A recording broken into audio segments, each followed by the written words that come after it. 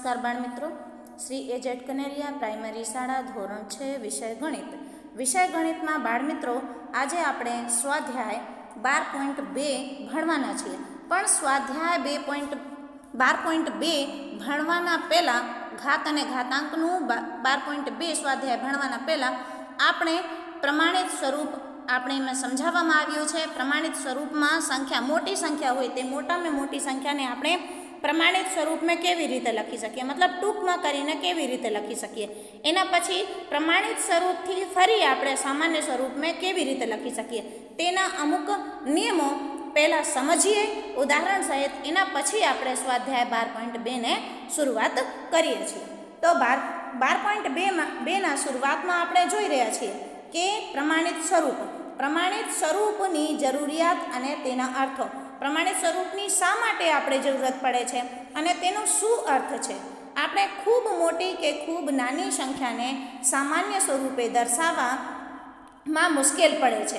હવે જેમ કે અમુક અહીં ઉદાહરણ આપવામાં આવ્યા છે કે પેલું છે પૃથ્વી અને સૂર્ય વચ્ચેનું અંતર લગભગ 150 કરોડ મીટર છે. 150 કરોડ હજાર કરોડ મીટર છે, બરાબર. એના પછી બીજું ઉદાહરણ છે તો આપણે એ મોટી સંખ્યા કેટલી મોટી સંખ્યા થઈ ગઈ એને બોલવામાં પણ આપણે એક વખત વિચાર કરવું પડે છે. બીજું છે પ્રકાશની ઝડપ લગભગ 300,000 મીટર પ્રતિ સેકન્ડ છે. એના પછી છે ત્રીજું વનસ્પતિ કોષનું માપ બરાબર 0.00001275 મીટર છે. હવે બાળ મિત્રો આવી બધી સંખ્યાઓને મોટીથી મોટી સંખ્યાઓ છે એને આપણે યાદ રાખવું પણ થોડી મુશ્કેલ પડે છે. તેથી લખવાનું તો થોડી મુશ્કેલ પડવાનું છે. તેથી આપણે એને ટૂંકમાં કેવી રીતે દર્શાવી શકીએ તેને આપણે અહીં પ્રમાણિત સ્વરૂપ કહેવામાં આવ્યું છે. તો આપણે જોઈએ આમ આવી સંખ્યાઓને ખાસ કરીને વાંચવાની મુશ્કેલ પડે છે. તેથી લખવામાં તેના ટૂંક સ્વરૂપનો ઉપયોગ થાય છે જેને પ્રમાણિત સ્વરૂપ વડે દર્શાવાય છે. આગળ આપણે જોઈએ આપણે પાસે મેઇન પોઈન્ટ છે. પોઈન્ટના સ્થાને આપણે પાસે કેમ આપવામાં આવ્યું છે 0.0 એવી રીતની સંખ્યા આપવામાં આવી હતી ને આપણે જોઈ હતી અહીં કે આ જો 0.00001275 આ સંખ્યાને પોઈન્ટના સ્થાન બદલવાની રીત. પોઈન્ટને સ્થાન બદલવાની શું રીત છે તો પોઈન્ટ ડાબી બાજુ ખસે તે પ્રાકૃતિક સંખ્યા નાની બને છે. જ્યારે સંખ્યા ડાબી બાજુ ખસતી હોય તો તે પ્રાકૃતિક સંખ્યા નાની બને છે અને તે સંખ્યામાં ઉપર જ્યારે વર્ગની નિશાની આવે ત્યારે કોઈ માઇનસની નિશાની આવતી નથી. પણ જ્યારે જમણી બાજુ ખસે તો પ્રાકૃતિક સંખ્યા મોટી બને છે. આપણે બધાને ખબર છે કે જ્યારે આપણે સંખ્યા રેખા ભણતા હતા તો 0 વચ્ચે હોય અને ડાબી બાજુ આપણે લખીએ તો -1 -2 -3 એવી રીતે લખતા અને જમણી બાજુ આપણે લખતા તો 1 2 3 એવી રીતે લખતા. તો આપણે બધાને સંખ્યા રેખા ભણ્યા છીએ અને સંખ્યા રેખાના હિસાબથી આપણે જાણીએ છીએ કે માઇનસવાળી સંખ્યા જે છે તે પ્લસવાળી સંખ્યા કરતાં નાની હોય છે, બરાબર. તો એ જ કહેવામાં આવ્યું છે એમ કે ડાબી બાજુની જે સંખ્યા છે તે પ્રાકૃતિક સંખ્યા બને છે. પ્રાકૃતિક સંખ્યા નાની હોય છે, મતલબ આપણે બધાને ખબર છે કે માઇનસવાળી સંખ્યા કેવી હોય છે નાની સંખ્યા હોય છે અને પ્લસવાળી સંખ્યા મોટી હોય છે. આપણે ઉદાહરણ તરીકે આપણે અગર કહેવામાં આવે છે કે -1 અને 1માં કઈ સંખ્યા મોટી છે તો આપણે એક સંખ્યા આપણે 1 જે આવે તે પ્રાકૃતિક સંખ્યા નાની બને છે. અહીં આપણે આગળ જોઈએ કે ડાબી બાજુ જેટલા અંક ખસે તેટલી 10ની ઘાત લેવી પડે છે. હવે આપણે એક ઉદાહરણ જોઈએ કેમ એને સમજીએ આપણે કે ડાબી બાજુ જેટલા અંક ખસે. અહીંયા આપણે સંખ્યા રેખા છે અહીં 0 છે 1 2 3 4 એવી રીતે આગળ જોઈએ જેટલા અંક ડાબી બાજુ ખસે. આપણી પાસે મુખ્ય સંખ્યા શું છે 235.4 છે. 235.4 ને આપણે પ્રમાણિત સ્વરૂપમાં લખવું હોય તો તે સંખ્યા કઈ બાજુ થઈ જશે. આપણે જોઈ રહ્યા છે કે પોઈન્ટ જે છે એ ડાબી બાજુ ખસી રહ્યું છે, બરાબર. તો કેટલા અંક ડાબી બાજુ ખસ્યો તો અહીં આપણે જોયું કે 235.4 એટલે કે આ સંખ્યા કેટલી સંખ્યા 1 ને આ 2 કેટલી ડાબી બાજુ ખસ્યો 2 અંક ડાબી બાજુ ખસ્યો તો એને આપણે શું લખ્યું 2.354 થઈ ગયો, બરાબર. પોઈન્ટ ક્યાં આવી ગયો અહીંયા આવી ગયો 2.354 અને આપણે ઘાતાંકને 10 વડે 10ની ઘાત વડે દર્શાવીએ એટલે કે 10ની ઘાત 2 બે સંખ્યા પાછળ ખસ્યો છે ડાબી બાજુ. ઓ બાળમિત્રો ધ્યાન રાખજો, અહીં જેટલા સંખ્યા પોઈન્ટથી જેટલા સંખ્યા ડાબી બાજુ ખસે એટલું 10ની ઘાત આવે. ઘન ઘાતાંક એટલું જ લેવાનું છે. અહીં માત્ર 3 અને 5 બે જ સંખ્યા ખસ્યા છે, તેથી અહીં આપણે ઘન ઘાતમાં 10ની ઘન ઘાત આપણે 2 જ લેવાની છે. એના પછી આપણે જોઈ રહ્યા છીએ કે એક મોટી સંખ્યા લઈએ, તો આ પહેલે આપણે આ જોઈ લઈએ કે આ સંખ્યાને આપણે કેવી રીતે લખ્યું. 2.354 ગુણ્યા 5ની ઘાત 2. હવે એક મોટી સંખ્યા લઈએ આપણે જોઈએ 589704.63. હવે આ સંખ્યાને આપણે કેટલી સંખ્યા આપણે પાછળ ખસીએ છીએ? જો 589704.63 છે, તો પોઈન્ટ પછી જો 1 2 3 4 ને 5 સંખ્યા ખસી રહ્યા છે. પોઈન્ટ પછી 5 સંખ્યા ખસી રહ્યા છે, એટલે આપણી સંખ્યા શું થઈ જશે? 6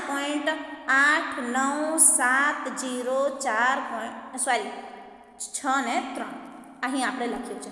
5 સંખ્યા ડાબી બાજુ ખસ્યા છે, તેથી આપણે લખ્યું 5.897046 પોઈન્ટ અહીંથી હટી ગયું છે. પોઈન્ટ ક્યાં? આગળ ડાબી બાજુ આવી ગયું છે, એટલે આપણે 5 સંખ્યા આગળ ખસ્યા છે, તેથી આપણે ગુણ્યા 10ની ઘાત 5 સ્વરૂપે લખ્યું હશે. બાળમિત્રો, લગભગ તમે ડાબી બાજુ ખસવામાં કેવી રીતે સંખ્યા લેવામાં આવે છે તે તમે સમજાઈ ગયું હશે. હવે આપણે જોઈએ કે પ્રાકૃતિક સંખ્યા એક અંક ગુણ્યા 10ની ઘાત m અથવા કે ગુણ્યા 10ની ઘાત -m તરીકે દર્શાવવામાં આવ્યો છે. હવે આ પ્રકારના સ્વરૂપને પ્રમાણિત સ્વરૂપ આપણે કહીએ છીએ.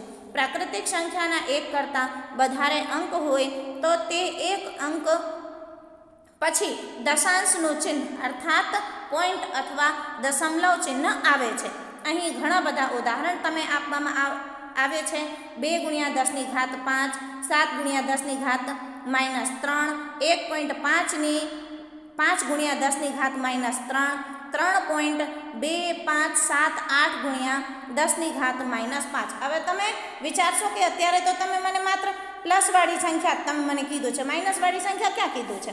તેને કેવી રીતે માઇનસ આવી જાય? તમે તો આપણે માત્ર પ્લસવાળી સંખ્યા એટલે કે આપણે આવી જ રીતની સંખ્યા જોઈ છે, બરાબર?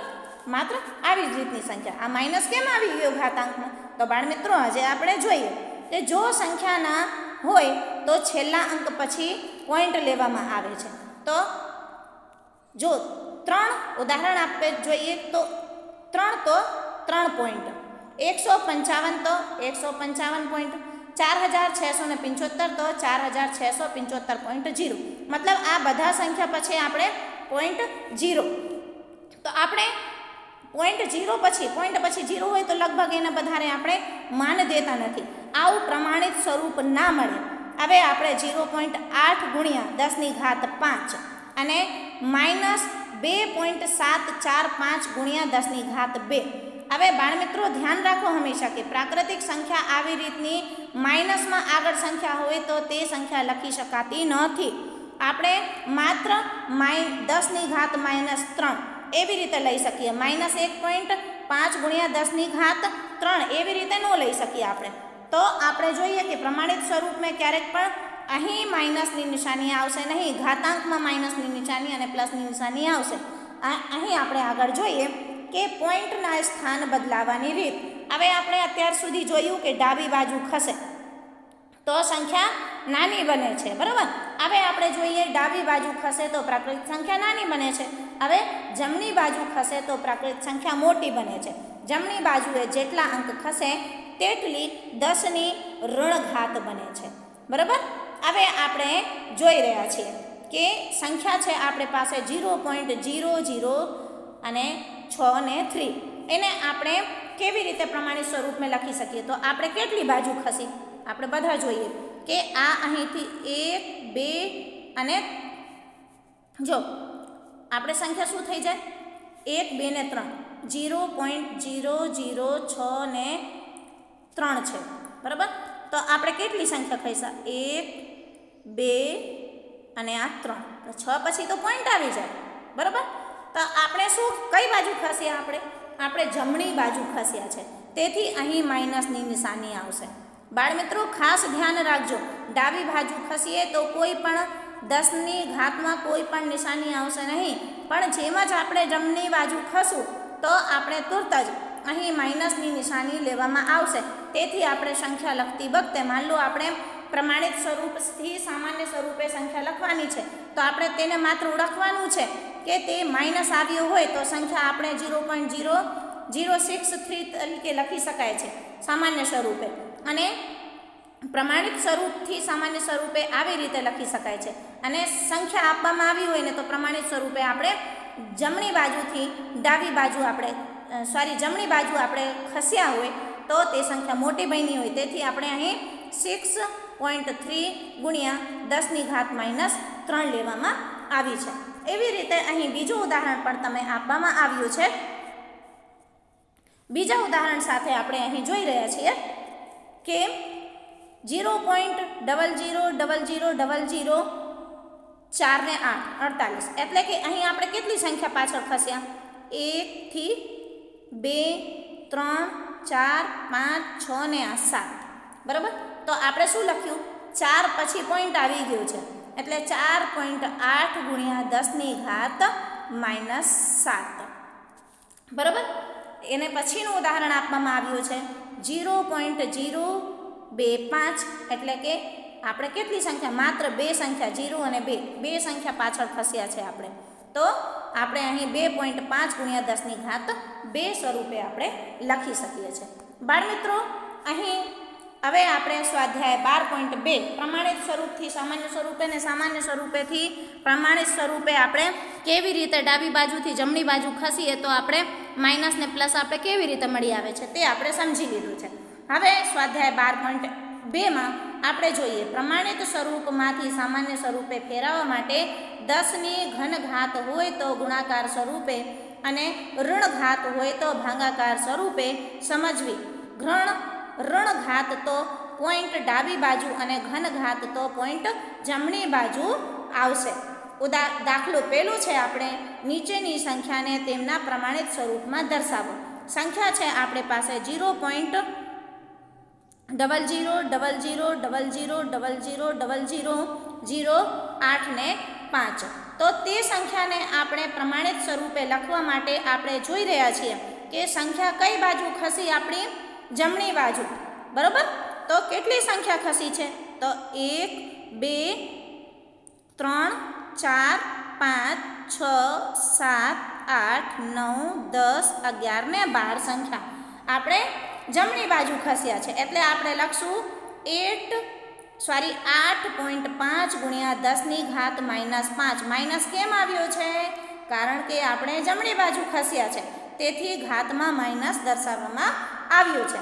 બાળમિત્રો, આવી જ રીતે તમારે બીજો દાખલો કરવાનો છે. ત્રીજો દાખલો જુઓ. ત્રીજા દાખલામાં આપણે આપવામાં આવી છે 602.00000000, બરાબર. એટલે કે હવે આપણે કઈ બાજુ ખસવાનું છે? પોઈન્ટ લેવા માટે આપણે અહીં 0.2 સુધી છે, એટલે આપણે 6.02 તો આપણે લખી શકીએ, પણ 0.2 સુધી આપણે જોઈએ કેટલી સંખ્યા પાછળ ખસ્યા આપણે. તો 1 2 આપણે ડાબી બાજુ કેટલી સંખ્યા ખસીએ છીએ? 1 2 3 4 5 6 7 8 9 10 11 12 13 14 ને 15 સંખ્યા. એટલે કે આપણે બાળમિત્રો ડાબી બાજુ ખસ્યા છે, તેથી અહીં માઇનસની નિશાની આવશે નહીં. આપણે લખ્યો 6.02 ગુણ્યા 10ની ઘાત 15.